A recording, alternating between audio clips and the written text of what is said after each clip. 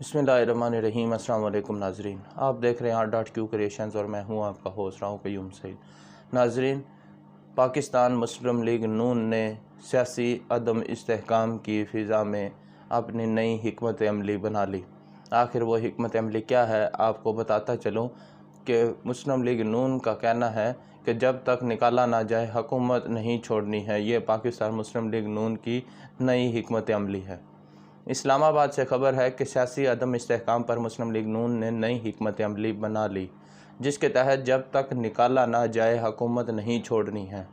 तफसीलात के मुताबिक सियासी अदम इस्तेहकाम और सियासी कशीदगी ने मुस्लिम लीग नून को नई हिकमत अमली बनाने पर मजबूर कर दिया है। ज़राए ने बताया है कि अक्सरियती राय में कहा गया कि जब तक निकाला ना जाए खुद हुकूमत ना छोड़ी जाए। नून लीग के सीनियर रहनुमा ने बताया कि अगर इत्तेहादी जमातें छोड़ जाएं या कोई और वजह से हुकूमत करने ना दी गई तो फिर बयानिया बनाकर इलेक्शंस का ऐलान किया जाएगा और बयानिया यही होगा कि हमें हुकूमत नहीं करने दी गई।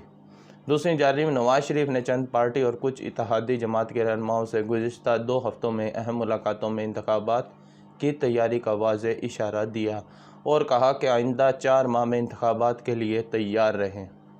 ज़राए के मुताबिक शाहिद खाकान नवाज शरीफ से मुलाकात करके वापस लौटे।